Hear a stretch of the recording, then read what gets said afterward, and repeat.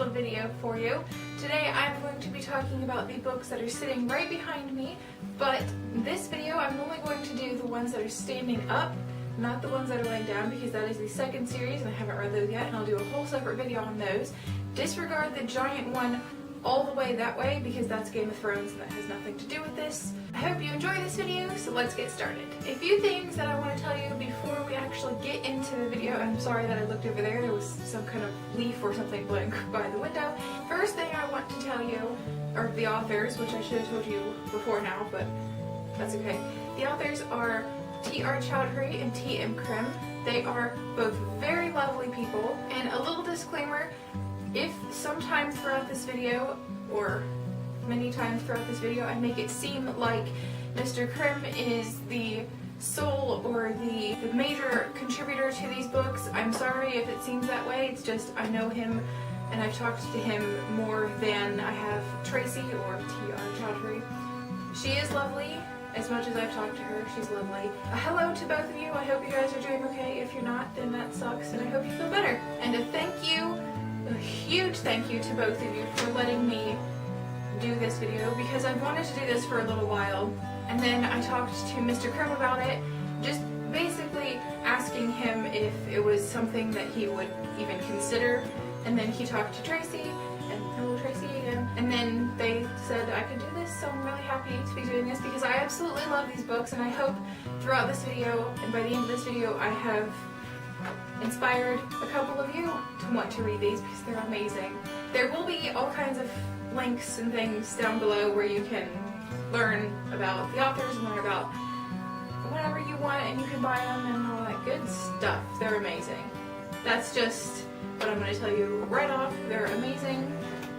I love them so much. Also, there are a few disclaimers that I'd like to tell you before we get into the main video. The first disclaimer I want to tell you is this video is going to get super long. I can guarantee it. I'm sorry if you get bored, you know, pretty soon through this video. I am sorry, even though I'm kind of not, because I don't really care, because I love it, and it doesn't matter if you like it. The second disclaimer I want to tell you is I have read all of the books that are standing up behind me, and as such I probably will want to be telling you things that I shouldn't tell you. I will try my hardest not to do that, but as I go along and as I talk about books that I really like, I get really excited and just kind of say things and not really think if they're going to be spoilers to people or not. I'm sorry if that happens. So you'll just have to let me know and bear with it. Disclaimer number 3 is I may mispronounce a few words or characters or places or something. I'm sorry, Mr. Krim, if I do that. I know we went through a lot of it. We didn't go through every single thing that I'm going to be talking about, but that's okay. Let me know, Mr. Krim, somehow let me know. There's multiple ways you can get a hold of me. And let me know if I did something wrong. And it's fine, you can tell me that I was wrong. Disclaimer number 4 is this book and this big book over here are out of print. These two are the out of print editions. I am lucky enough to have them because I love them. They're big and they're beautiful, and I love them so much. Disclaimer number 5 is I am going to be reading the backs of the books, not the out of print editions, because I mean it's pretty much the same as those. So I'm not going to read the backs of these ones, but I will be reading the backs of these ones, and if you don't like that, I'm sorry, but I'm going to do it anyway. So if I come to the particular book that you haven't read, maybe you've only read the first one, maybe you've read 2 of them, maybe you haven't read any yet, go ahead and when you see me start reading the back, go ahead and fast forward until you see me flip it or show you again the front cover, which I will do when I'm done reading the book, reading the back, that way you know when I'm done with it, and then you can go from there. And then if I come to the next book that you haven't read, because say you've read the first 2, and then I'll get to the 3rd one, but then I'll get to the 4th and the 5th, and you haven't read those yet. So go ahead and skip through that too, and then you won't have to worry about. But surely you would have those, and you could read the back anyway, so it's not really going to make any difference. I don't know what number I'm on, guys, but the next disclaimer is I will be sharing events, well, small events and characters that I love. They're not going to be spoilers per se, They are going to be secondary characters and events, meaning they still play a pretty good role, but they're not the main character and the main character's little group of people, if that makes any sense to you. It should make sense as I'm going, so I hope you understand what you're talking about. I'm pretty sure Mr. Krim understands what I'm talking about because we talked about this one of the many times I had questions for him. I don't know if there are any more disclaimers that I want to tell you, but I guess we'll just have to worry about that. Another thing I do want to tell you though is this cover may be looking familiar to you, and you are not crazy, because this cover, Warrior of Destiny's cover, is Breaking Destiny's cover. So you're not crazy, and they all just fell over.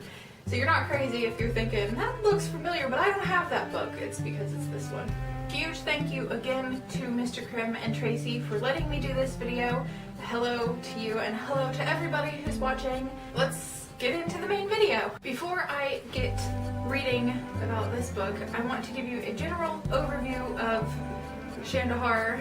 It's going to be very vague because I'm going to be getting more in depth as we go along. So this is just going to be a basic outline of what this book is, or what this series is about. Basically, Shandahar has a curse over it. The world has a curse over it, which basically means every 1,000 years or so, I don't remember the exact number, Mr. Krim, let me know if I'm wrong.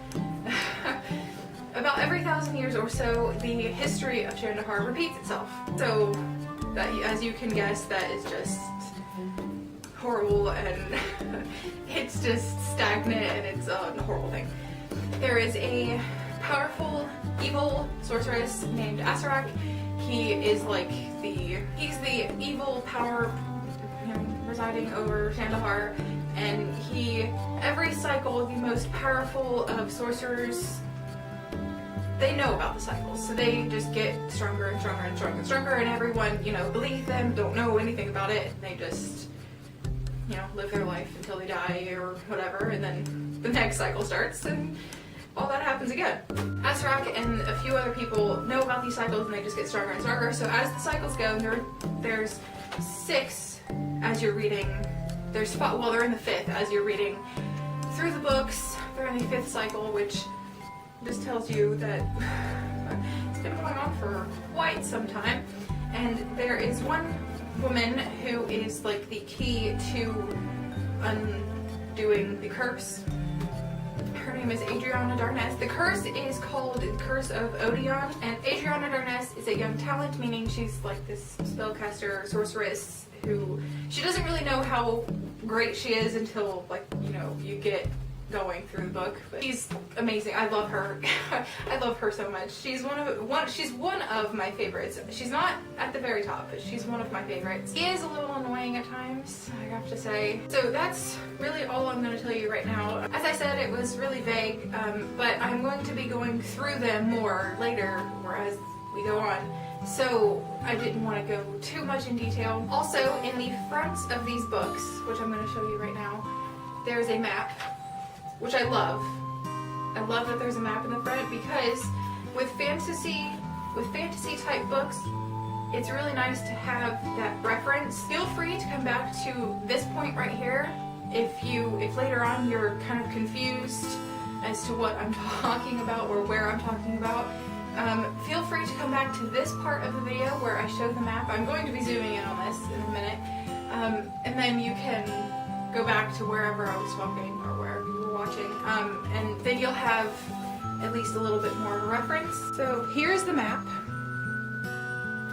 I don't know how in focus that is. I'm pretty sure by the time I talk it's going to get into focus. So you can come back to this point. Let me see if I can get all of it in enough to where you can see it. And then you can come back to this point and just look at the map and reference wherever you're confused. Also, something else I want to tell you before I get started on these books. I'm sorry this is getting really long already, but you're just going to have to deal with it. In the back of each of these books, there is a glossary. Like the map, it is just another one of those tools you can use to ease your confusion while you're reading these books. I know it helped me quite a bit, and So I thank you both for putting that in there. Also, like the map, I'm going to be going through the glossary, like right now or in a few seconds. Feel free to, like the map, reverse to this section if you get confused later on about something. Feel free to come back to this part of the video where you can then scroll through and see which term you're having trouble with, and I hope I can be of help. Also, a little bit of a disclaimer and an apology again to Mr. Crib and Tracy if I mispronounce any of the ones in the glossary. We didn't go through these because there is a glossary, so if I get them wrong, even though in parentheses it kind of puts it in a way that you can pronounce it well, I might still get it wrong. I'm sorry if I do. Also, as I'm reading through each of these terms, I will have them somewhere on this screen where you can see them as well. I'm not going to have, because I think that'll be too much stuff on the screen, I'm not going to have the parenthesized pronunciation of them, but I will have just the word somewhere in this general area, so then you'll know how to say it while you're reading, or if you want to tell your friends about this book, then you can have a little bit more of an understanding of how things are supposed to be said. So, without further ado, let's get into the glossary. Oh, wait, before I do, I'm pretty sure throughout the books there are a couple different terms in each of the glossaries, so don't think that it's all the same and disregard the glossary altogether, because this book right here doesn't have the Curse of Odion in it, but some of the later ones do, because that's when they really start talk about it more, because that's when more things happen and it's brought up more in the book in the later ones. So it's not in this glossary, but it is in a couple of those, so don't disregard the glossaries altogether just because I'm going through them right now. Now, without further ado, we will get into the glossary. Alcrostat. Alcrostat is the largest city within the realm of Shandahar. It is residence of the Shandahar forest, home of the king, the Shandaharian king. And I am going to be glancing back at I know most of these, but I will be glancing back just to make sure I get it right, because I don't want to say something that's completely wrong and then you guys are like, that's not right. Allothere are large porcine-like animals. They are basically big pigs. They are cousins of the wild boar. They're found in the forest and steppes of the temperate regions of Shandahar. Antahai is the magical mecca of Shandahar. It's pretty much the city where everybody goes to learn about magic and to hone their skills. Ancilar is one of the continents of Shandahar. It is the most inhabited. Azmath Arcana is a mystical tome that delivers many necromantic secrets, including those contained within the Azmathion, which I'll get to in a sec. The Azmathion is the arcane artifact that gives Azrak, and you know who that is, Azrak his powers. It's a geometrical work of art, kind of like a Rubik's Cube, but kind of like 100 put together, where you just have to unlock all of its secrets. The Azmathas are like his army of undead warriors, because with the Azmathion he can bring people back to life. The Azmathas are the most powerful of Azrak's undead creations. Bahiras is like a giant worm. It is a worm of gargantuan proportion. So it's this giant worm that goes around underground looking for things to eat. It doesn't eat dirt and stuff like normal worms. It eats things. It's a carnivore, and that's terrifying. Buffleschmut is the slang term for the butt, or the buttocks, as it says in here. Burbanas are small ermine-like animals with exquisitely soft fur. I love that it says exquisitely. It's one of my favorite words. Calotibus are foul-tempered creatures that live near swamps. The taste of their flesh is equally as repugnant as their personality. So Centaurians are basically centaur-type creatures. It says a creature made of the twisted magic of the Kronshu. It has the lower body of a Lorik and the upper torso, arms, and head of a human. Chag, I'm pretty sure it's Chag. is a drink made from the large seed of the Shagatha plant, which grows in the more southerly regions of Ancilar. Shamdarak is a shrub that grows within Elvandahar and other forested regions of northwestern Shandahar. It has small white flowers that are said to have intoxicating qualities. Cimmerian is one of the Phelan races. There are Phelan, Halfin, Oryx, and humans. I think that's it. There might be a couple other ones. And then within those larger divisions, there are lesser divisions, and Cimmerian is one of the Phelan divisions. One of the subraces of Phelan, also known as Dark Phelan, they live in vast labyrinths below the surface of the world, and they live in a matriarchal society. Common is the universal language of Ancilar. Kortubro is a realm situated north of Elvandahar. So you have Elvandahar and you have Kortubro up here. A Korubis is a giant dog. They're beautiful. I love them.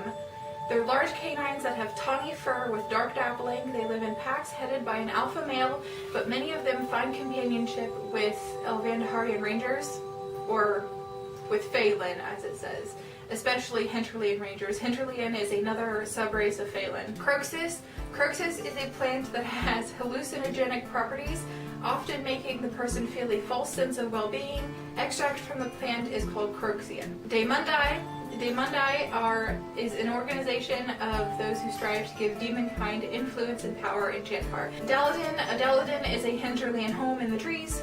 I would love to live in a Daladin because it's like a giant treehouse. It's a giant treehouse, and I love it. I want to live in one. It's amazing. Denadrian is one of the human subraces. They are largely nomadic, originating from the western plains and deserts. Dimensionalists are those sorcerers who are trained in the art of otherworldly magic and travel, otherworldly knowledge. A doppelganger is basically someone who copies your identity.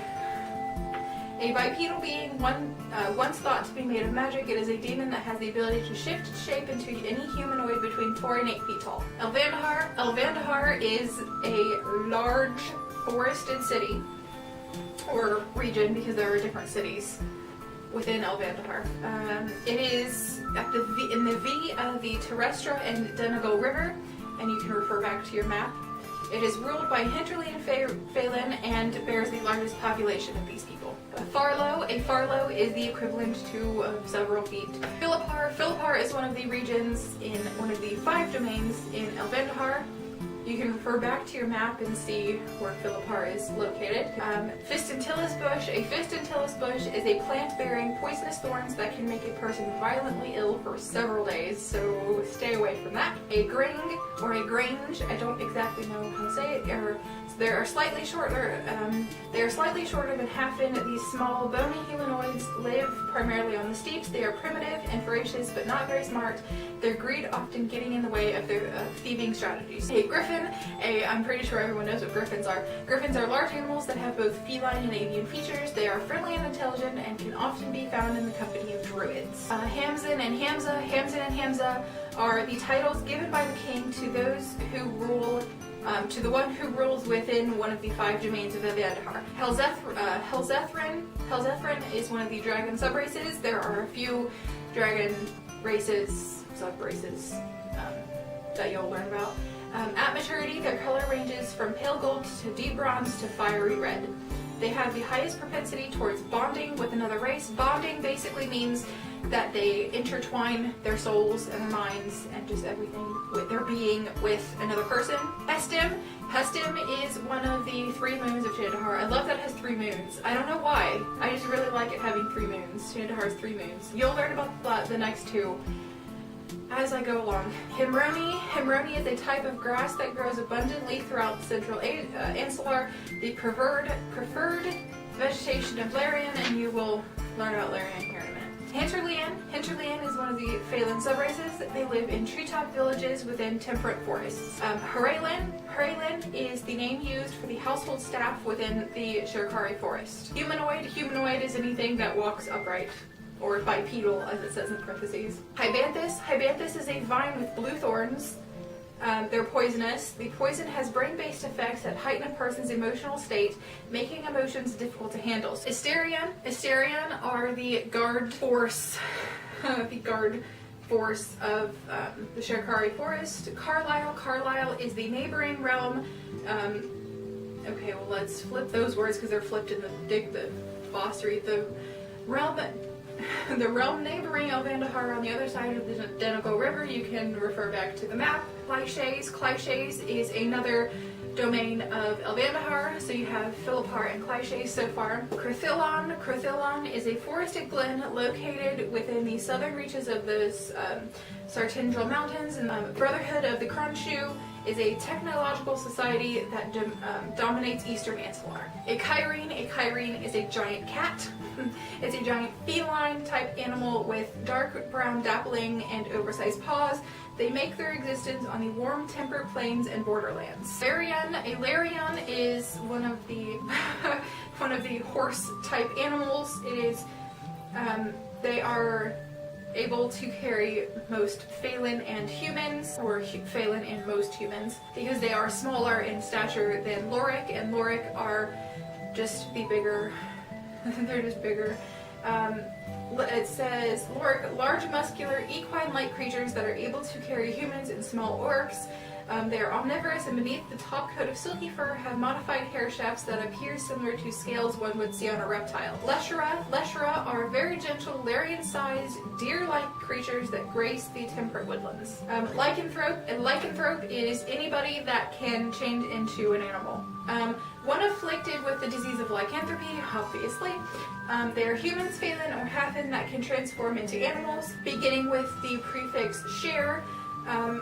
So you could have a share Wemek, which is a dog, like a werewolf, a share Alother, you know what that is, or a share Kyrene, which is, a cat. The disease is spread through the bite, so if you get bit by a lycanthrope, you are pretty much screwed. Lithium powder is a component used in a spell that creates a noxious vapor. Meta is given to the leader of the Daemondai, and as you know about the Daemondai. Merilium is one of the other 3 moons of Shandahar.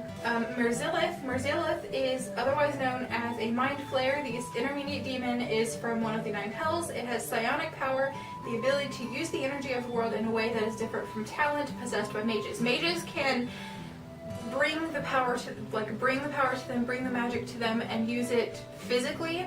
So like they could shoot a ball of fire at you, but these people can use their mind. So they're kind of doing like the same thing, but they're doing it through the mind, so it affects the mind of their opponent instead of like their physical body. Mirpur is one of the other. There are 5 domains of Elvandahar. If I didn't tell you, there are 5. We have the 3rd one here, which is Mirpur. Monaf, the human realm neighboring Toromir on the other side of the Ratic Mountains, and you'll know all about that if you look at your map. Morden is one of the Halfin subraces. They live in deep caverns within the mountains. Murg is an alcoholic beverage distilled from fermented cane sugar. Necromancers are people with the ability to raise the dead. Org are one of the humanoid races of Shandahar that are even larger than orcs and are often called giants. They often fight with brute strength alone, but aren't good with any type of real strategy. So they just kind of go in with their blade swinging, or axe, or club, or whatever it is they have. An Orc is one of the native races of Shandahar. They are muscular and broad, standing at least 6 to 7 feet tall. Phelan are their greatest enemies, and the 2 races find any excuse to maim and kill each other. The Pact of Bakharis. The Pact of Bakharis is an agreement between demons and dragons that neither of them will have, like, rule over Shandahar. A Papist fruit. A Papist fruit is a small pink orb about the size of a nectarine. It grows on the Papist tree, which is prevalent throughout the temperate borderlands of Ancilar. A ptarmigan is basically like a little quail sort of thing. It's a bird. Rathis is a plant a plant whose leaves are like healing, pain relieving. Rakondian is another one of the human subraces. They live mostly in the central regions of Ancilar. Rashikna is an order of druids that live within the Elvandaharian. I have trouble when I'm trying to say Elvandaharian domain of Philippar. So they live in Philippar. Reswithris is the largest of the dragon subraces. At maturity, their colors range from silver to steel blue to metallic violet, which would be amazing to see. I'm just going to tell you. they have a propensity for magic. So these dragons, not only are they giant huge dragons, but they're magical dragons. Samshin and Samshay are the son and daughter of the Hamzin and Hamza. Sangrilok is a very diverse city located to the northwestern quadrant of the realm of Toromir. You can go back to your map and look at that if you want to, or you can skip back to that in this video if you want to. Savalian is another one of the human subraces, not human, Phelan. They live in majestic cities built into mountainsides located in the more northern regions of Ansalar. Shagendra, I don't know exactly. I think it's Shagendra, but we'll see. The root from this plant can be used to make a person's mind vulnerable to suggestions. It also causes general lethargy, dulls the senses, and slows reflexes. So if you're trying to persuade somebody to do something for you and they're not really wanting to, give them some of that and then they'll be more bendable. Shockwave is a game popular throughout the continent, which every good story needs its own game. It involves cards, bones, and a small amount of strategy and luck. Sterlian, or something like that. Sterlian is one of the third moon of Shandahar. Tabernac drink, it's a drink. Is a drink prepared by the Druid elders as a rite of initiation for their tyros. It has properties that exaggerate the visions of those who are so gifted. Talent is the ability that some people possess to harness the energy of the world and use it, or it is someone who uses magic. It's both an adjective and a noun. Talsum, the root from this plant is ground into a powder from which a pain-relieving tea is made. Tankard, you know what a tankard is, it's a cup. Terralian is another one of the Phelan subraces. They inhabit many of the borderlands between forests and steeps and are the most widespread, so they're pretty much everywhere. They're just everywhere. Thalden is one of the Hafen subraces. They live within the temperate hills. Thrytene is they're very large silver felines with black striping and 6 legs. They live in cold northern forests. They have 6 legs, guys. Toby is a small goat-like creature. Many nomadic people breed them for the creamy textured milk they produce. Toromir is the realm neighboring Elvindar on the other side of the Terrestrial River, so you can go back to your map and see that. Tremidian is one of the human subraces. They live on the eastern side of the continent. Trolog is one of the humanoid races of Shandahar. They are tall and stooped, their long gangly bodies covered with dark brown, wiry hair. They have the ability to heal quickly. Umberhulk is large, stout, burdened beasts with thick umber-colored skin, virtually devoid of hair. They are used to pull carts in cities, towns, and many times even in caravan trains. Varangeli Vault. The Varangeli Vault is a highly protected storage facility located within Andahai. It is where many people keep their most valuable possessions. It's pretty much, there you go. Weemek is a large, wolf. They, in some places that are known as wolves, these animals appear to be distant cousins of the Korobus. They run in temperate to subarctic forests and have never been tamed. So where the Korobus is basically like the pet, the Weemek is definitely not. A wraith is a corpse that has been reanimated. They are mindless, following commands of their necromantic masters. Their bodies are ravaged by the effects of decay, and they wield only the simplest weapons. A wyvern is a large snake-like creature with 4 stubby legs and a poisonous barbed tip on its long, sinuous tail.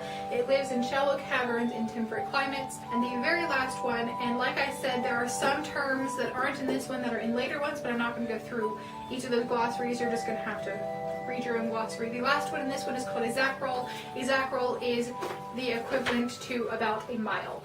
I don't think I told you, but which I should have, and you probably already know anyway, but this one is the first book in the series. This is called Darkstorm Rising. In a world swirling with mystical realms, enchanted forests, and crowded cities, things are not always as they seem. An evil darkness is approaching. Lord Thane, created by the powerful sorcerer Asarak, is resurrected as the Lord of the Asmathus and is about to let loose his wrath on the world of Shandahar. Adriana Darness, a young talent, sets out on a journey that will put her and her companions at the forefront of a battle against a terrible force that threatens life as she knows it. Battling ruthless necromancers, the undead, and other dangerous creatures, Adriana and her friends must find the courage and power to overcome the evil shadows that threaten Shandahar and bring about a new era of peace. I absolutely love these books. Like I already said, I absolutely love them. What I'm going to be doing now is telling you about the characters. I'm not going to tell you their fate or anything like that. I'm just going to tell you the character and then tell you about the character. So like Adriana is not like a pure Phelan. She's not of pure Phelan descent. She's a mix. Oh, Thane, as you heard, Lord Thane is, and as you will learn later, and I'm going to tell you because, I mean, you're going to learn pretty soon. He is Adriana's father, and so a horrible fate comes to him. Adriana is the son of Thane and Gemma. Gemma is her mother. The next character that I want to tell you about is Volstagg. Volstagg is a Silmarillion. He is the innkeeper of the Inn of the Hapless Silmarillion, which I'm absolutely in love with him. I love him so much. He is just beautiful. I love him so much. There's not really much I need to tell you about him. The next person I want to tell you about is Sirion Timberlin. He is a Hinterland Ranger. He comes from Shandahar. He is the son of the Queen, Lilandria. She's funny, I like her too. But Sirion, I am like in love with Sirion. I love him so much. He kind of gets on my nerves a little bit, like more toward the end, but I still love him. I never stop loving him. Like, he is just, I love him so much. Like, I can't explain to you how much I love him. He is amazing. He's just, you're just gonna have to read it, and you're just gonna have to read it, and I hope you understand why I love him so much. So that's him. He is a really wild person. Not wild in the sense like he'll go out and, drink himself stupid. He is wild in the sense that he is from the wild, like he's from the wild. He's from the forest, and he feels the call of, that's why he's a ranger, because he can go off on his own in nature, and no one cares. no one really cares if he's gone for a while. The next person I want to tell you about is D'Artagnan. D'Artagnan is one of the people in Adriana's little group. She has this little group of people that she, befriends and travels with and all that good stuff.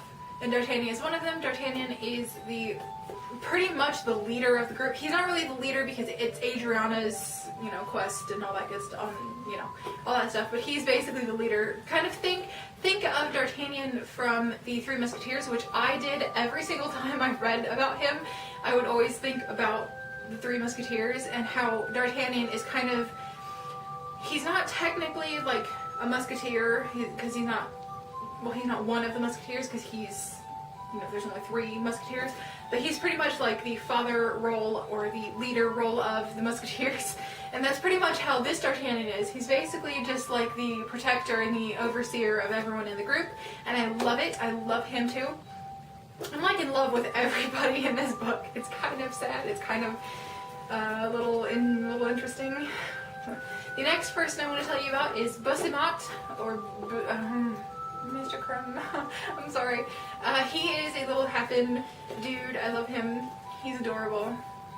He is, how, if anyone knows, like in Skyrim, how the orcs have the berserk kind of power where they just go crazy for a few seconds, that's Busimat. That's what he does, and he's amazing. I love him so much too. The next person I want to tell you about is Dinam Coabra. He is a mage. He is a Cimmerian mage, right? Oh, I'm gonna get some of this wrong. I'm so sorry, because I feel so confident about that I know, but it just might come out wrong, and I'm sorry if it does, but anyways, Dinam is a mage. I mean, it doesn't really matter, but he's a mage. He had a horrible life because he is a Cimmerian. He lived underground, in a matriarchal society because he's a boy. He had a horrible time. So, and he is a really powerful dimensionalist because he studied under one of the most powerful sorcerers or dimensionalists in Shandahar, who I will talk about, I think, in the next book, because that's really when he appears more. Who else do I want to tell you about? There was one part where I had like a bunch of names that I couldn't see because I can't remember. Oh, there's one person in here, her name is Anya Yanka. She is Sirion's sister. So she's a Hinterlian Phelan too. The next person I want to tell you about is Armand. Armand is possibly in the list of men characters or male characters I really like. He's I think number 2 or 3. I just love him. I don't know why I love him as much as I do, but I just do. Oh man, I love him so much. He has emerald eyes, as it tells you, throughout the book. Who else? Oh, Zorgander. Zorgander is a big brute. He has, he's not big, dumb, and stupid, or big, dumb, and stupid. He's not big, brutish, and stupid. He's just, he's a brute. He's a big dude, and he's amazing too. The next person I want to tell you about is Tiana. She does have a last name. Maybe I can find her last name really quickly. Her last name is Trigovice, something like that. We didn't go over that. Me and Mr. Krim did not go over that one because I didn't realize she had a last name, so that could be completely wrong, and I'm sorry if it is. But Tiana is a healer. She is from the temple in, oh god, where are they? It doesn't matter. She's from the temple, and she is a goddess, or not a goddess, a priestess of the goddess Biori. So basically she, prays to her goddess and uses her skills as an herbalist and as a healer to help heal sick and injured. She's really good at it. She is like extremely good at it. She is just really good at it. Let's see. Oh, Amethyst. Amethyst is adorable. She's kind of sulky at first. She's not very happy to be in the group or be, brought into the group. She's a thief. She makes her living on the streets. I'm pretty sure they're in Sacred Lock. It doesn't really matter, but it doesn't really matter to what I'm telling you. But she is a thief. She lives in the streets. She is just kind of a little roguish person. I like her. I really do like her. It took me a while to like her. I'll be honest. It took me a while to like her, but I did get to like her. Got to really like her. The next person I want to tell you about, just really quickly, let me see if she even meets them first in this book before I tell you about them. Oh, him! Yes, I will tell you about him in a sec. Well, I guess I can tell you now. Sidonia. Sidonia is one of the next people I want to tell you about. He is a Shirwemik. He's gorgeous. He, like not like normally in Phelan form, but he is a large white Shirwemik. He is just beautiful. I love him. You're not going to like him. There's many points where you're not going to like him. Through all of that, and no matter all of that, I love him. He is one of my favorite males in this book. He shouldn't be. He shouldn't be, but he is. He is a Hinterlian man, just like Sirion and just like Little Andrea and Anyanka. He is a Hinterlian. Sirion, there's another guy that I want to tell you about who isn't much in this one. He's more like a little later, but his name is Servial. He is also a Hinterlian from Shandahar. Sorry, I keep looking at my computer. When I was doing the glossary, my camera turned off, and I don't know where it stopped when I was talking. So I'm gonna have to look at that, and we'll see how it goes. The next person I want to tell you about, there's a group of people known as the Wild Runners, and that encompasses Sirion, Denim, and the next people that I'm going to tell you about. I may miss somebody. If I do, I'm really sorry. I'm pretty sure if I do miss someone, I'll end up getting to them later, if I even notice that I missed them. But the first person I'm going to tell you about is Namius. I love him. He's not really in my top 5. but I do really love him. He is half orc. He's a half orc, which just makes people wonder, like, can you imagine a bunch of these little like Phelan elfy people and humans, you know, walking around with this big half orc person? I don't know if like most of these, I'm pretty sure they have last names, but I don't know their last names. There's Arn. He is another member of the Wild Runners. I don't know much about him. I don't remember much about him. There's Sorn. He's amazing. He's also kind of like a roguish thief kind of person like Amethyst, except he's way better at it. Like, he's way better at it. Then we have Dramati, or whatever. He is Sirion's Korva's companion. I absolutely love him. I love him. And Mr. Krim, because you're probably the only one that's gonna know what I'm about to say. It sucks what you did. I am heartbroken. I hope you understand what I'm talking about, because if you don't, then it doesn't matter. I mean, it doesn't matter. But I'm heartbroken for what you did. I love him. Okay, the next person I want to tell you about is Trife. Now, Trife is, and I'll have their names as well around. He is my favorite. He is the top of the list, my favorite male character in these books. Love him. I don't know why. Like, I don't know why I love these people so much, but I just do. Trife has psionic abilities because, right? Yeah. I don't want to be so confident in telling you something and then it be completely wrong, but Trife has psionic abilities because, I should have told you this way before now, but I'm going to tell you now. There's this group of people who are the anti-Wild Runners because the Wild Runners got into this battle and they stepped through a portal and they were cloned. And their clones are the exact, like the Wild Runners are a good group of people who go around and stop, you know, awful things from happening to people, like murderers and stuff. But when they were cloned, their clones were their evil essence just brought to light. So, you know, and around then, Trife got into a battle with one of the demons that I talked about in the glossary, the Metal Zethrin, right? Okay, I'm just gonna get all this wrong. I am so sorry, guys. The Merzillith. He got into a fight and it, like, got into his being. So he has, like, this one demon eye and it keeps a patch over it.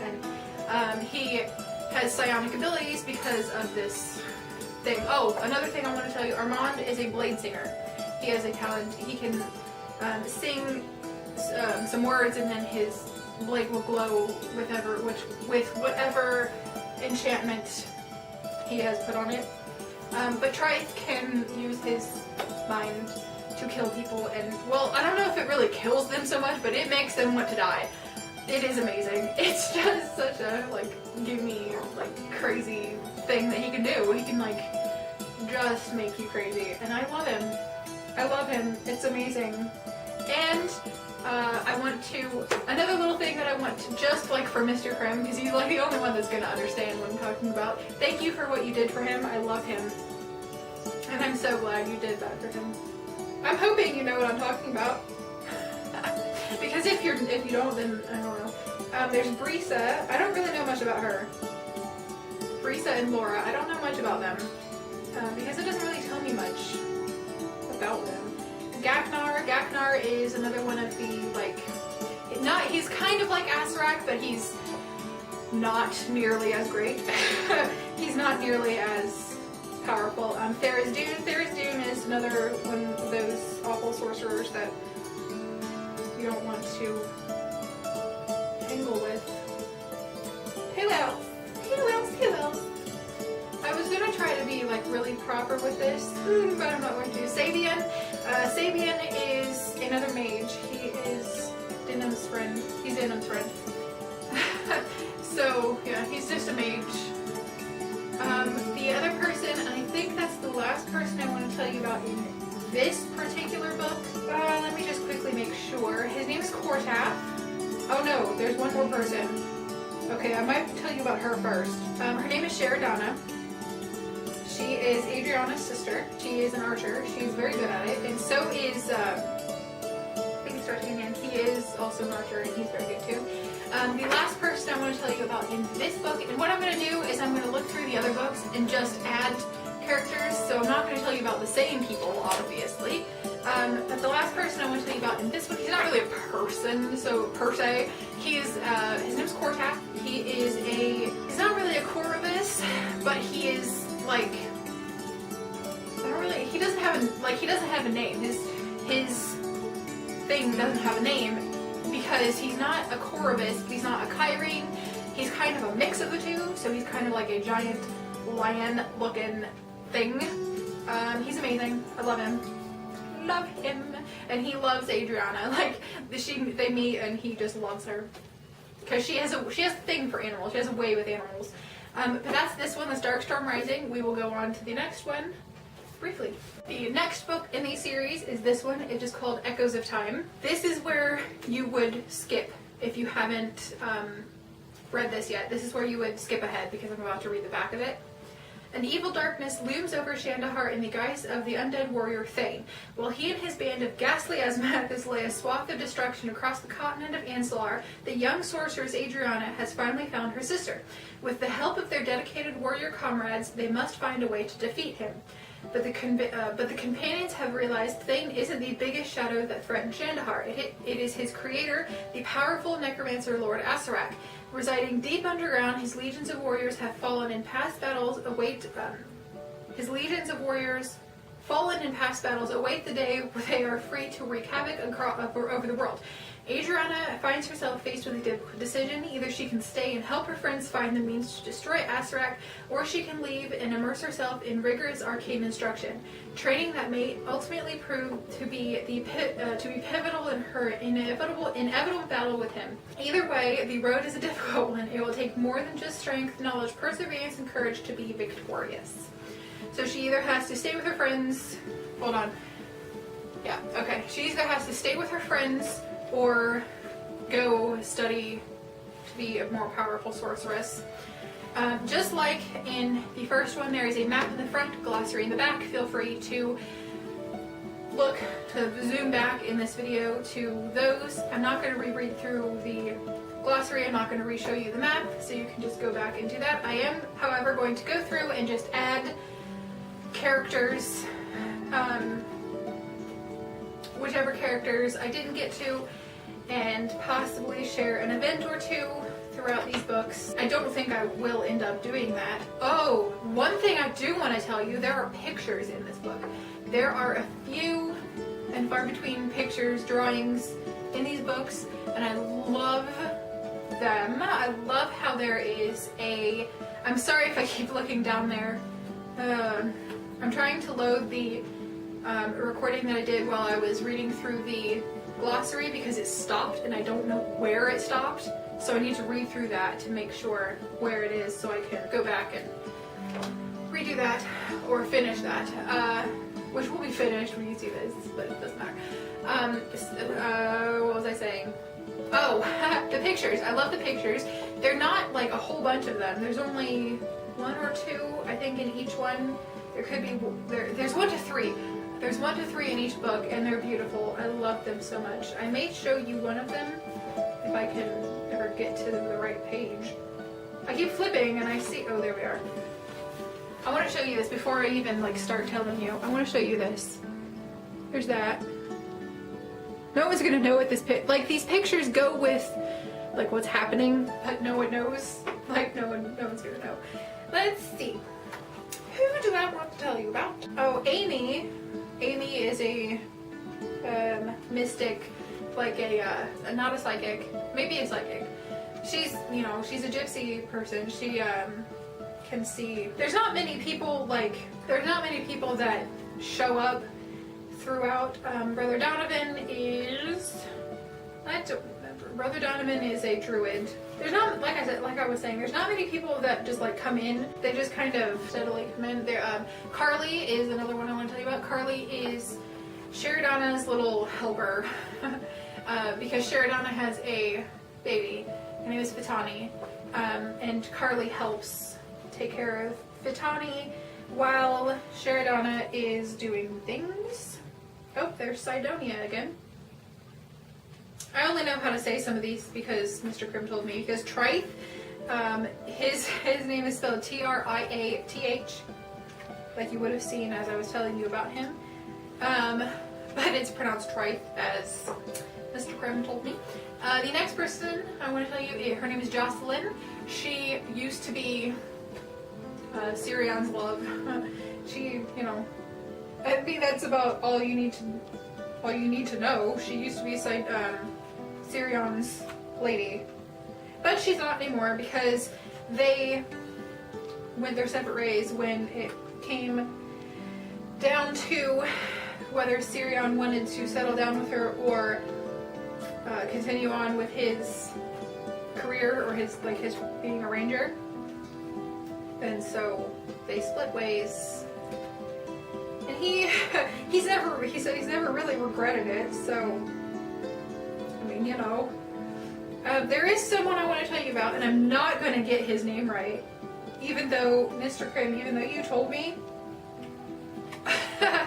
Even though you told me, I am not going to get his name right. So what I'm going to do is I'm just going to put his name on the screen. He is a doppelganger. I'm going to tell you this because, I mean, you find out pretty quickly about it. Denim was captured at one point. He was then taken, you know, he was put into like a cage. And the doppelganger, whose name is right here, or somewhere right around here. I'm not even going to try, Mr. Krim. I know we went through this, but there is no way I'm going to get it right, even though, you know, you told me and I have it written down. I'm not going to do it right. So we'll just put his name there. He kind of just took over Denim's, you know, being and went into the world, which is never, I mean, that's never a good idea, never a good thing. So the next person that I want to tell you about, he is the wizard, or not wizard, he's the sorcerer that I briefly mentioned before. He is the one who trained Denim. His name is Master TC. I will put his name right here as well. His name is Halachinen Krolthone. He, yes, it's Halachinen. Yes, I was just as surprised as you. Thank you, Mr. Krim, for that. Because all this time I was trying to figure out how the crap to say his name, but now it's so easy. It's Halachinen Krolthone, which, I mean, just change the T to an H and there you go. He is, you know, he's basically like a god. He's powerful and he's, you know, he knows it. Like, he knows he's powerful, but he's not like, I'm going to make another reference that I'm pretty sure you'll understand. You know how Tony Stark, like, knows he's great? Like, he just knows. He just knows he's amazing. And but he's not like, he's not humble, if that makes sense. He still, like, understands that he's pretty much inches away from death all the time because of that little thing that's going to his heart. So he's not like, you know what I mean? You know what I mean? I hope you understand what I mean. And that's kind of how TC is. Like, he knows he's really good. He knows he's great at what he does, but he's not like, I don't know the right way to say this. He's still he's still human. He's still, you know, he can still feel things. So he's not so much cut off in his ego that he doesn't, like, he's not human anymore. The next person is Pilar. Pilar is a kind of like TC's right hand or right arm. He is just he lives at the Citadel where TC lives. The Citadel is just like this big, it's kind of like Hogwarts. It's basically where these people go, these extremely talented people go. Not the everyday talent can go there. You have to be exceptionally special, but basically they go there to study magic, in particular dimensionalism. Coaxstall is another one that lives there. They're basically like TC's right hand, TC's right arms, because they just live there and they help him run the Citadel. Oh, I can show you a picture of Master TC if you want to. He has in his, like, I don't know if it's really in his chamber or if it's just his office, but in his little place he has this chair and he loves his chair. like it keeps saying that this is like his favorite chair, and I'm going to show you what he looks like sitting in his chair. There he is. Yep, there he is. Like Amethyst, it took me a good while to really like him, because before I'd only read these two out of print ones, which don't go as far as, you know, I mean, they stop at a certain point, and at that certain point, like, I hadn't really, I mean, I like him. I liked him from the start because, no, I just really like about everyone in this book. But I didn't really get to liking him until later on. And I mean, I really like him now. I really like him now. The next one I want to tell you, there is a woman named Yasmin. There's Yasmin, Teridium, and Mayan, and they are basically like Adriana's best friends at the Citadel. They obviously are all mages. They live at the Citadel with while Adriana's there. She decides to go to the Citadel. If you didn't know already, to study with them. There is a world that they can travel to the different worlds in Shandahar, and one of the worlds is called Haldor, and on Haldor, Haldor houses the dragons, and on Haldor, Adriana meets Zebrin. I'm pretty sure that's how you say his name. Correct me if I'm wrong. Zebrinarth is his name, but they call him Zebrin. He is a dragon, but Adriana doesn't know that at the beginning. He picks her as his bondmate, which is good and like is really good and bad for both of them at the same time. So you'll learn more about that. And I think that's everyone in this book that I want to tell you about, and everything I want to, because I've decided that I'm not going to tell you much about like things that happen.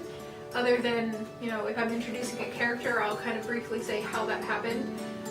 Obviously, I'm not going to tell you exactly how or what happened, but basically, you know, Adriana met Zebrin and he chose her, but she didn't know what happened at first. So that is this book, Echoes of Time. I absolutely love these covers. Well done, all of whoever worked on them. Good job. Way to go. I love them. And as we go along, like it's going really well because I'm not, because all I'm doing for the next, like the books is read back and then tell you about characters that come in. It's not, you know, I'm not going so in depth with it, except it has been a long time actually. It's been so very long. I think the glossary itself was like half an hour. I am so sorry guys, this is going to be so long. Oh, this back is really long. These covers are beautiful. You would have seen these in like the first intro thing where I like panned over each of them because I wanted to, so I did. This is the next one. Is the third one. It's called Whispers of Time. Whispers of Prophecy, not Whispers of Time. Echoes of Time was the last one. Whispers of Prophecy. My bad. I am sorry. The threat of the dread necromancer Asrad continues to loom over Shandahar, imperiling the future of all who live there. As the inevitable confrontation approaches, a divided wild runners struggle to accomplish the task set before them, and miserable defeat shadows their every step. Meanwhile, the young sorceress Adriana has been taken as an apprentice by the powerful dimensionalist Halachine Growthone. It is everyone's hope that her newfound skill and matured talent will help turn the tide in their favor. But Adriana is encountering her own share of danger behind the mysterious walls of Halachinen's gloomy citadel. The master is more than what he seems, and she is beleaguered by strange dreams and visions that cause her to doubt her sanity. She does, like, it's awful. Her presence there has set something in motion, a trap from which she may not find a way to break free. Yet there is hope. Adriana is also more than what she seems. The friendships she will forge are strong, and the immunities inherent in her ancestral bloodline will help her persevere over seemingly insurmountable odds. But will these things ultimately aid in bringing her back to those companions foretold in the prophecy, and most importantly, the sworn protector? Now, I'm going to read you, because I'm pretty sure in the front of this one there is part of the prophecy. I'm going to read you the prophecy. I should have done this before, but there's more than one prophecy, so This one is the Chardelis Prophecies. This is just part of it. The world will cycle and the fifth will come. 14 there will be, a number of strength. One will be taken away in death and another be a traitor. The third carries a demon deep inside and the fourth only deep regret. In hardship will the protector be while awaiting the warrior of destiny. Clerics will fight alongside assassins and human, Phelan and Clerics will fight alongside assassins and Phelan, human, and orc, all of those who have rallied to the dreamer and a promise of an untold future. Yes. You learn more about the prophecies as it goes along, so I'm not going to tell you. I'm not going to... Okay, so basically, we're going to have a talk moment for a second. Basically, I know this seems like I'm not telling you a whole lot, but reading the back tells you a lot about what goes on in this particular book, and I don't want to tell you something that is a spoiler. Like, I don't want to tell you about someone who, you know, dies, or that they die, or that maybe this person will end up with this person. I don't want to tell you any of that, so you're just gonna have to read. So I'm sorry if it seems vague, but basically all I'm doing is reading the back, which tells you pretty much everything you need to know about this book, and then I'm just introducing you to new characters. And that's basically, because I already did all like the long stuff earlier.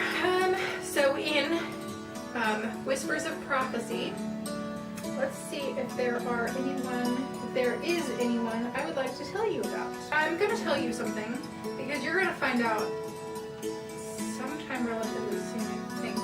You're going to find out. Hylar is a dragon. Master TC is Hylar's bondmate. So there's that. Something I do want to say while I'm looking through to see if there's any characters I want to tell you about. Something I do want to tell you. Thalios, because you're going to meet him too. Thalios is the king, Albandaharian king, and Lilandria is the queen. Something I do want to tell you. Since I had read these, as I read through from Darkstorm Rising, I knew most of what was happening. Like, I knew what was happening, but I was still reading it because I love it. But there was one, as I was reading, things started coming into my mind about like events that have happened, because I read these a while ago. Oh, here's another, I'm going to read you this in a sec. It's another part of the prophecy. As I read, I started remembering things that happened, and there was one point that I remembered, they were like I didn't remember exactly how they had gotten there or what happened to them, but I remember them being in a cell, like being captured and being in a cell, and it was really interesting, because then I got to that part, and I'm like, I remembered this part, and it was really cool. I'm going to read you this. It's part of the, she flipped through several more pages before coming to one of the prophecies of Johannan Chardelis, which is part of what I read earlier. This is the part right before that. Child of prophecy, warrior of destiny. Into the world a child will come. Born into darkness she will bring light, where once there was none. To her cause people will rally, and they will fight the good fight for the birth of a new era. And she will wield great power that can be harnessed only by the one man who has sworn his soul to her. But the undead master will rise, and into abdominal life bring an army, such as the world has never seen.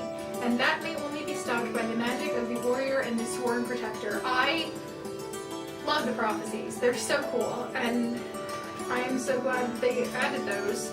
Johannan is just like a historian sort of guy. Oh, yep. Here's that part I was telling you about. Here's a picture. They got captured. A little group of them got captured. And I just love it. I love this part in particular. I mean, you'll read about that part. And I love that this is the picture that accompanies this part, because it's beautiful. Like, I just love it. So I'm so happy you guys added pictures. I don't know who drew them. I don't know who drew them, but whoever did, good job, great job. And thank you everyone who added those. Oh, Ryltar. Yes, Ryltar is another one of the people in the Citadel. he hates Adriana.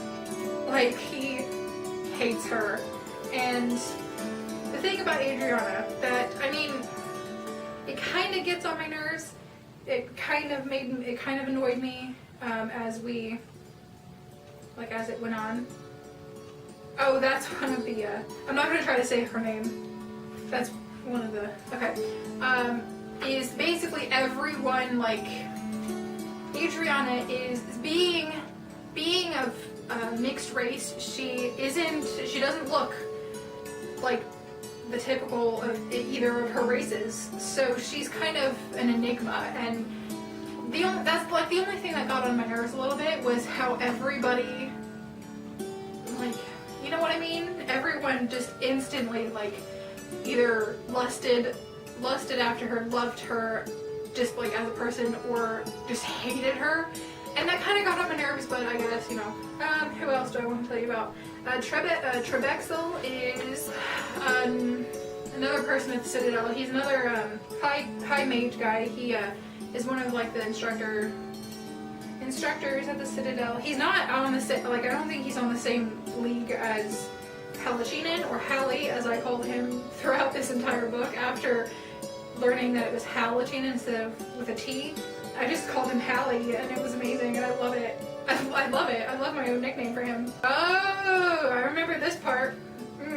I'm glancing through to make sure there's no people I want to tell you about or things I want to tell you about, and I just came to a part that, oh yeah, that part.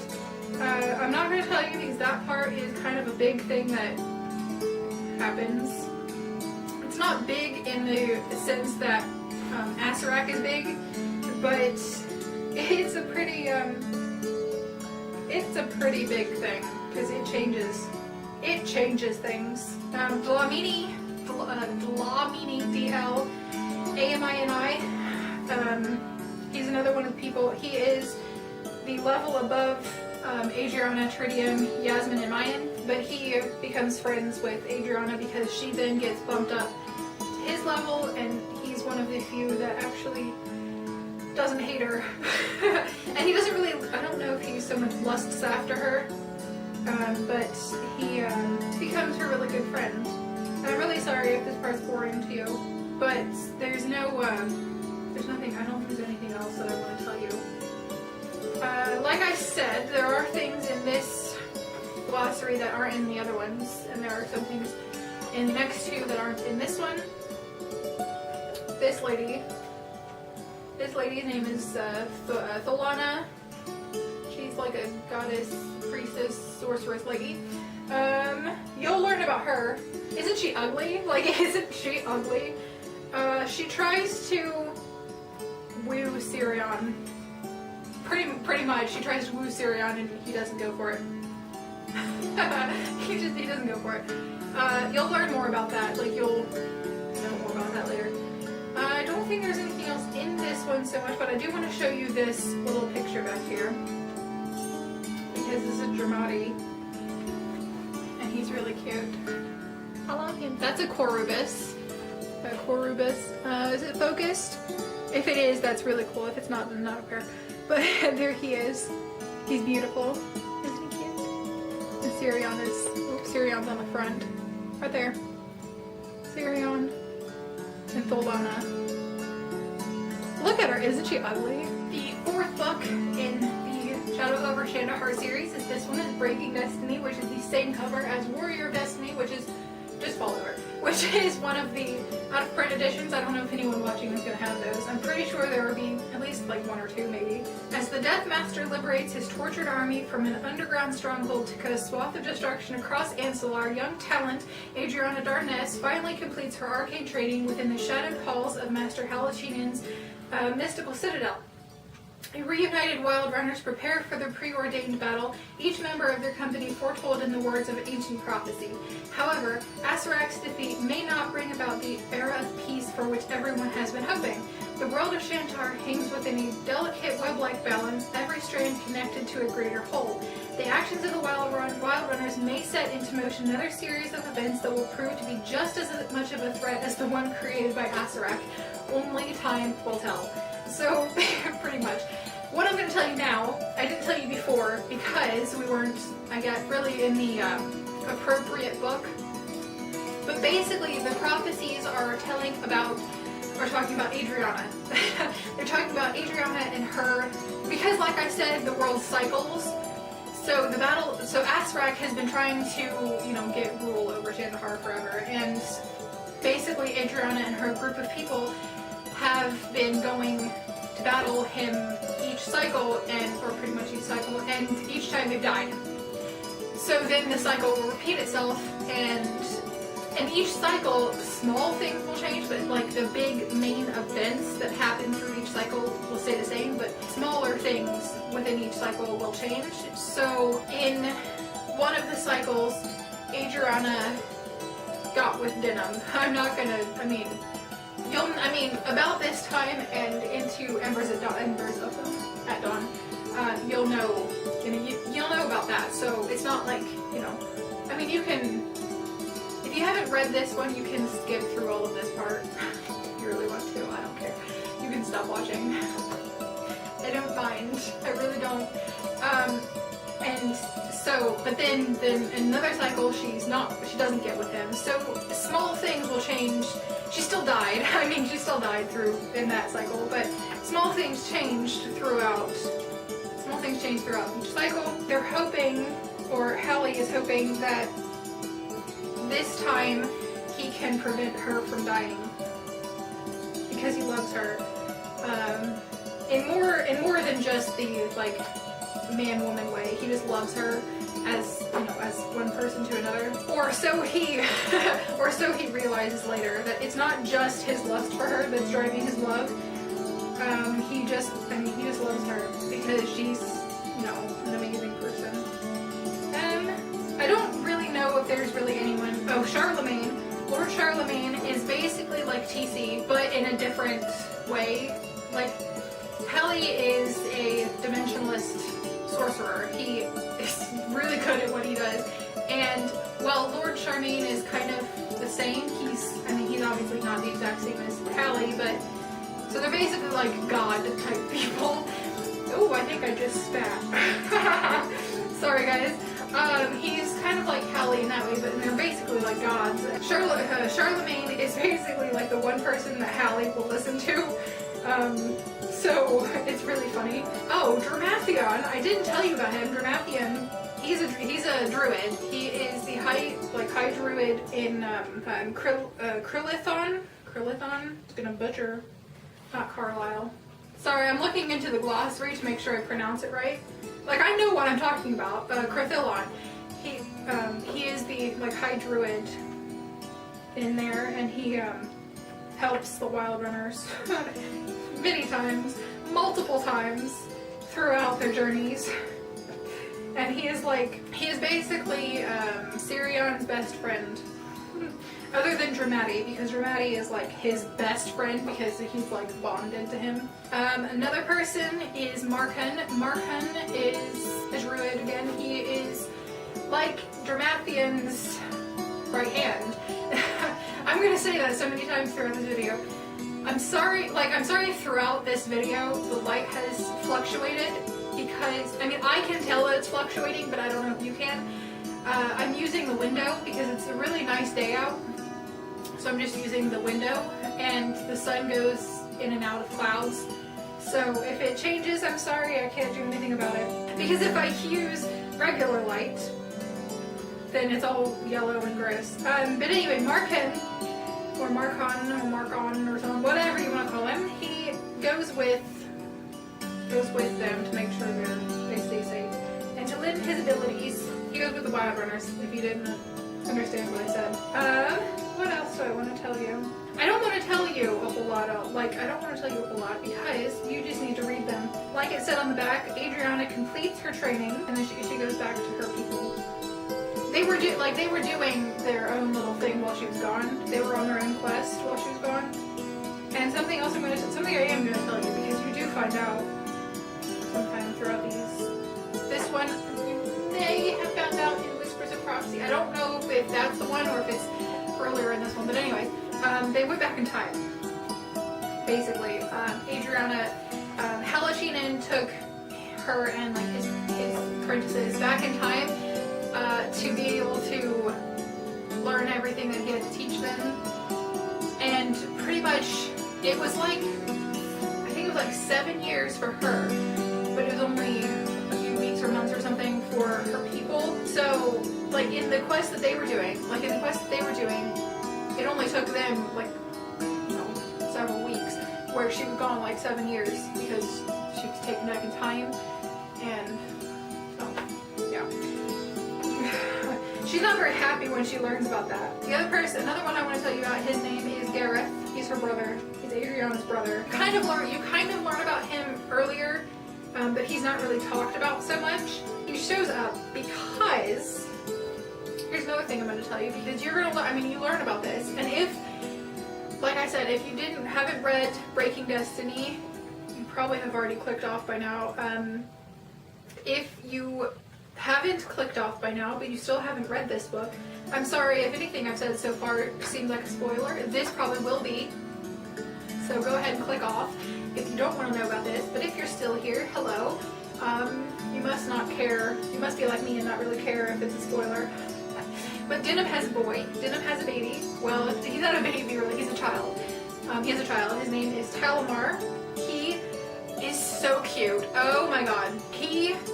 You know how you'll be like out in public. I'm trying to find a picture. There's a picture in here that I really want to show you.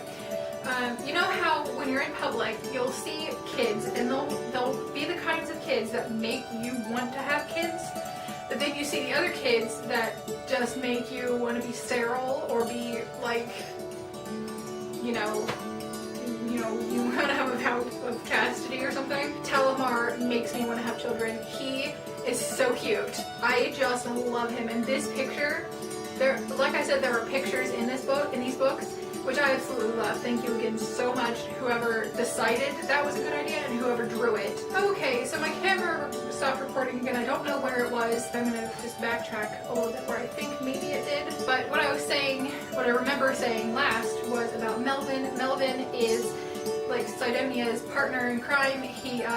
Sidonia is a Sheriwemic, and he is like the alpha of the group, and Melvin is like just below him or whatever. He's like his little person. Another worthy like big character in this book that I'm going to think about is Borgadron. That is definitely not how you say his name. Bordragon. Haha. Oh, I butchered that the first time. Bordragon. He's like a werebear, pretty much.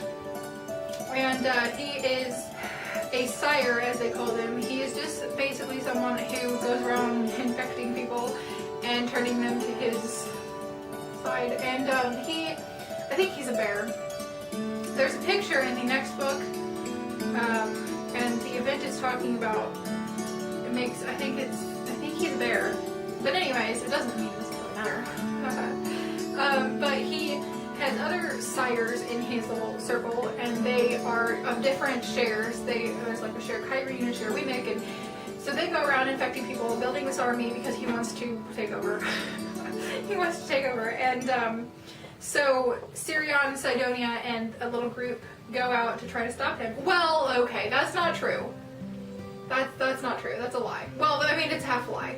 Because Sidonia and a little group of people go after Sirion because Sirion just kind of disappeared. He left. And so once they, then they find him, and then they all go after Bordragon because they have to find Sirion first. So, and I'm pretty sure Mr. Krim knew what I was talking about when I said that my heart was broken when I was talking about Dramati. But anyways, here's a picture of Sirion atop Dramati. Here he is. I'm in love with these pictures. I've looked at them so much. Like, it took me so long to read this book and the next book because I just kept looking at the pictures. They're just beautiful. I don't know how in focus that was, but it's just gonna have to be that way. One cool thing about Marcon that I want to tell you, because that's really all you need to know about Bordragon. They just kind of want to go fight him and stop him from killing everything. Marcon can turn into a crow, which I think is really cool. One other thing that I do want to tell you about, because you learn about it, fairly soon. Either it's in this, I think it's in this one, sometime in this one, or it's, you know, right in the last one. But you learn about something that Adriana and Dinam are doing. They are building a school. They are building a school in Shandahar. It is a school for dimensionalism, kind of like TC's Citadel, only it's a lot more accessible. It is the Medubroken, I'm pretty sure that's how you say it. I'm sorry, Mr. Krim, if I got that wrong. I know you told me about that, and I have it written down, but I'm sorry if I got it wrong. But it is the Medubroken, oh dear me, Academy. It is just a school for dimensionalism where Adriana, Dinam, Teridium, I think it's just Teridium and mine, it might be a couple other people, but they, you know, they teach people about dimensionalism, and I think it's, you know, it's all forms of magic, but it is more, it is like, they made it because they really wanted dimensionalism to be a more accessible thing than just going to TC's Citadel, because TC only picks the exceptionally gifted to go to his Citadel. So they wanted to make one so everyone can come study dimensionalism and really, I guess, whatever kind of magic they want. Is there anything else I want to tell you about? There are these things, I'm not going to get this right either, but there's these things, I'm not even going to try to tell you what they're called, because I'm not going to get their name right. It's like Crothul or Kroloth, or something to that. Yeah, there we are. Krolthugax, something like that. We didn't go over this either. Me and Mr. Krim did not go over that one. But they're kind of like octopus-like things that attach to people, and yeah, you learn about them in the next one. Jason is Garrett's friend, uncle, possibly. See, he isn't as, he's not in it as much, so I don't know as much about him as I would.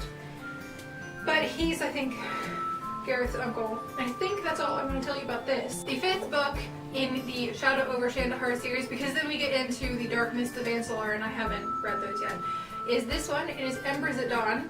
This one is, I love them all, but I read this one just most recently, so I'm like, I know more, like I'm more fresh with this one. In the wake of Asarak's defeat, the remaining Wild Runners have disbanded, hoping to take a rest from their ordeals and pursue a new beginning. Homecoming has proved to be as difficult as any battle. Unable to cope with the pressures of everyday existence, Sirion breaks away from Adriana's side. He returns to the free-roaming lifestyle he'd lived for so many years prior to their meeting, not realizing his mentality has been compromised. Meanwhile, the powerful Lycan sire, Bordragon, is on the prowl. For many years, he has kept the realm of Shandahar in his sights, and he has finally chosen to make his move. In spite of his lycan hunting prowess, Sirion is unaware of the great influence Bordragon possesses and is no match against the number he has amassed. Only Sirion's nemesis, Sidonia, knows this enemy. At Sidonia's behest, the Wild Runners come together once more in order to find Sirion and before Bordragon does. But the Lycan are the least of their problems. A greater enemy awaits, one that has managed to remain hidden over the centuries. Yeah. This video has gone on for so long. I am so sorry. This is going to take so long to not only edit, but upload. Holy crap. This is gonna be ridiculous. I'm so sorry. This is so long, but I'm not sorry, because I love these so much, and I hope throughout this long video you learn to love them too, and you get excited to pick them up and read them, because I am. And let's see, let's flippy through this one and see if there's anyone I want to tell you about. So, as I said, Bordragon is awful. He is a horrible thing. The thing I was telling you about, the like octopus thing, it's not an octopus, but it's an octopus kind of thing. Yeah, you'll learn about those more in this particular book, more than you did in the last one. You got kind of familiar. That was definitely not going to work. You kind of get familiar with them in the last book. They're kind of mentioned, but in this one you like really get to know what they are, who they are, and what they do. I'm going to show you this picture. This is a picture of Servial. We all know, I told you about him. Servial and Adriana. How in focus is that? I mean, you can't tell me, but I hope it is. So there's that. I absolutely love these pictures. I don't know how many times I'm going to tell you that. But I love them. Tervorn, I don't think I told you about him. Tervorn is a guard. He's one of the guards, or a ranger dude. He's, you know, because D'Artagnan became a guard for Shandahar after, you know, after all kinds of things. The group finally made their way back to Shandahar, and that's when D'Artagnan became a guard, which is a great place for him because he is like the leader. He's like a head guard, and he was already a leader. I don't think there's anyone else I want to tell you about. I don't know. I am going to apologize again for how vague it got, because like I said, I don't want to tell you anything. It sounded like a car door. There's nobody here, but it sounded like a car door. Like I said, I don't want to tell you anything because I was going to like tell you events and things, but I'm not, because I don't want to tell you something that you might think of is a spoiler. I'm sorry that these are so vague. Basically all I did was read the back and tell you about some of the characters and just waffle on about things that you probably don't even care about. There's two people that I want to tell you about. Trisla and Randis. They're not quite what okay, so what I was talking about, those little octopus things, there's a society that like revolves around them. Because these octopus things attach themselves to people, and so there's this people that lives around this octopus family society group thing, and Randis and Trisla are two of those people who live in that society, who are going to bond with the fusion is what it's called. They fuse with these things. I'm not going to try to say what they are, like you guys have no idea what I'm talking about, but I'm going to put a name. I'm going to put their name. Maybe I will try to find it. Maybe it's in the back. But anyways, they are going to fuse with these things. You learn about them. You learn a lot about them, actually. Like, you learn a lot about them. I do kind of want to tell you why Sirion left, but you're just going to have to figure out for yourself, like I did, and be annoyed with him and be annoyed with Adriana for a while. Because I was. I was annoyed with both of them because, like, you know why, like, you know Sirion's side and you know what's happening to him, but Adriana doesn't, obviously. And I think that's part of what made me so annoyed, was because I knew why he was doing what he was doing, and just the frustration of, like, there's no way for me to tell, like, you know, there's no way for me to tell Adriana why he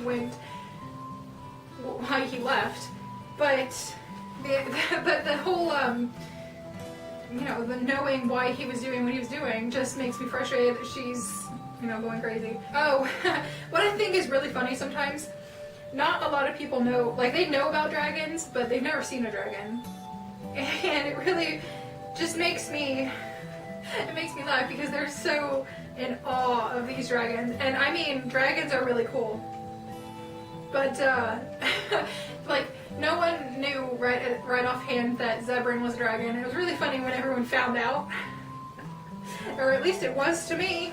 Maybe it's just me, but it was really funny to me. Yeah, no, there's a whole bunch of new terms and things as you go, and I'm not going to read through those because it got way too long. The first time it got like half an hour, and I'm pretty sure that's just for reading through the glossary, and that's awful. Maybe I just don't talk fast enough or something, but I want you guys to understand what I'm saying. There was a picture I wanted to show you, and I don't know where it is. It is of Sirion and Adriana. Maybe, let me try to find it. I'm going to keep talking to you, so pardon me. What was I even saying? Oh yeah, the glossary. I want you guys to understand me, so I'm not It can't be in this one because he doesn't come back yet. Maybe.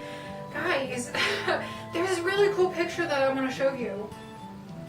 And it's of Sirion and Adriana, and I'm pretty sure it's in Embers at Dawn, but I couldn't find it in there for some reason. Anyway. Oh yeah, there's Sidonia. I don't even know what I'm saying anymore. Oh god. Okay.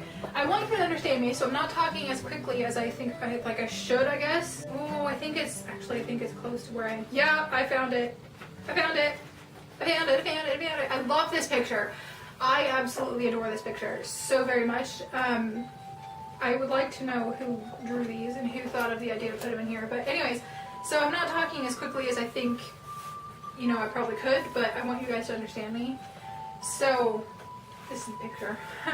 So, that's why this is really long, because I am not talking as quickly as I should. But here's the picture. Let me show you the picture. I'm pretty sure it's supposed to be this way, because I had it this way when I was looking at it, and then I kept reading, and it sounded like they were on the floor or on the ground. So, anyway, there it is. I really like it. Sirion and Adriana.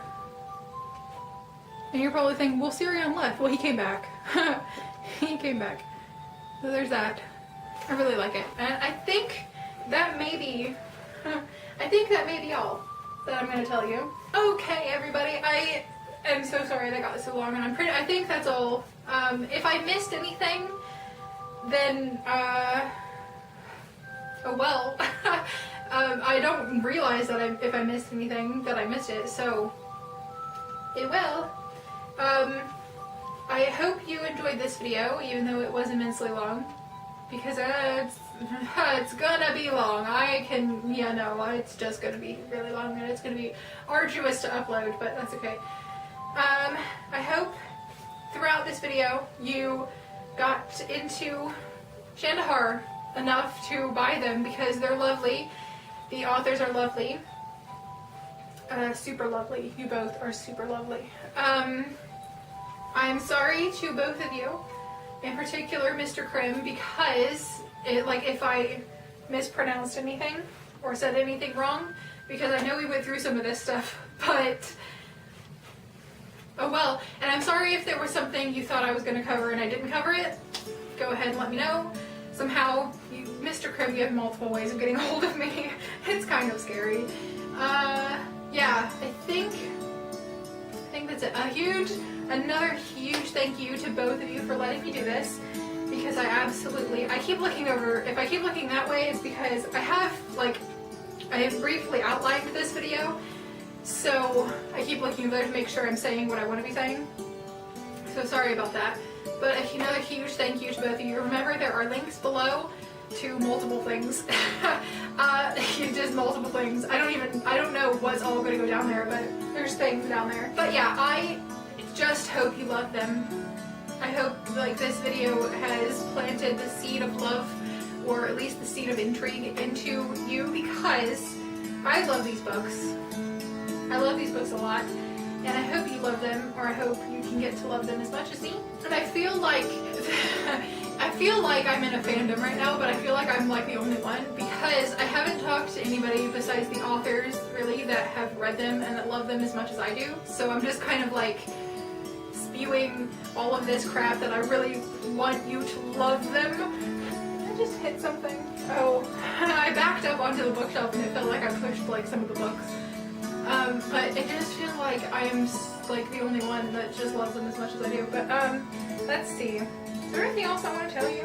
There could be. Oh yes, something I do want to tell you. These ones right here, these three right here, Dark Mists of Ancillor, Shades of Fallen, and Forging the Bond, are all in the Dark Mists of Ancillor series. And I'm sorry I'm out of frame and talking to you, but you're just gonna have to deal with it, because I want you to see these, so I can't be standing in the way.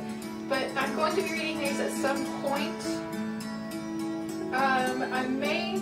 I've been giving myself a little break between finishing this one, recording this, and then start reading this, because my life has revolved around Shandahar for a while.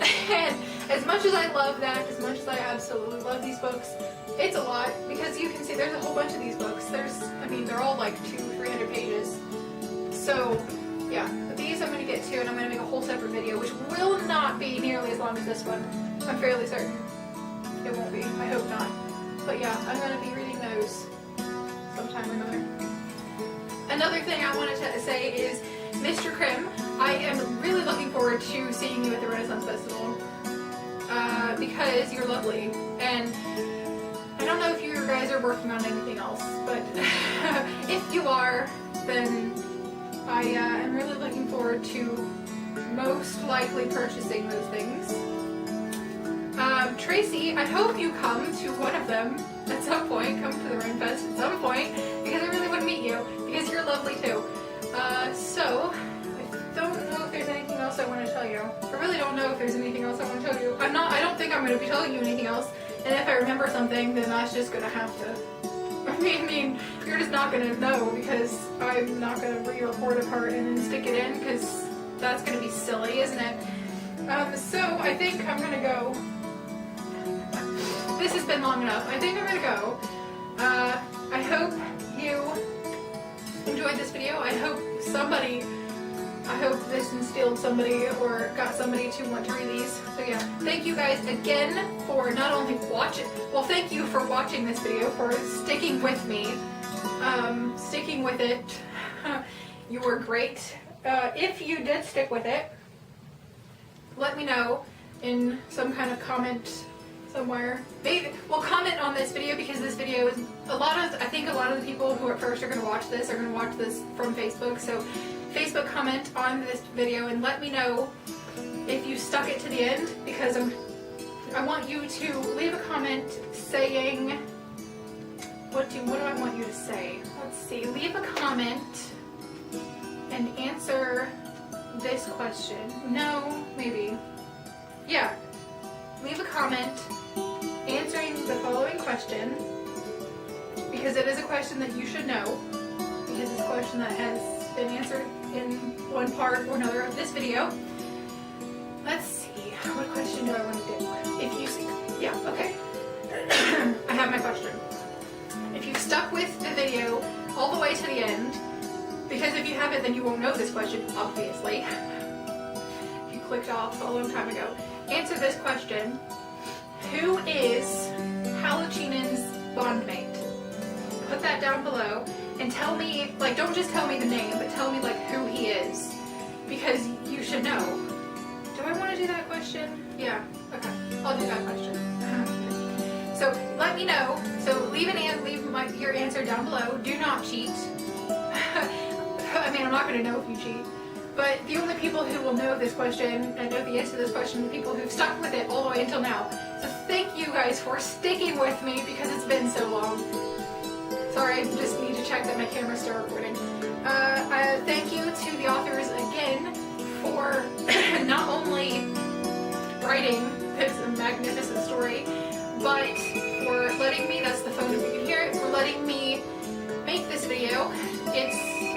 I thank you so much.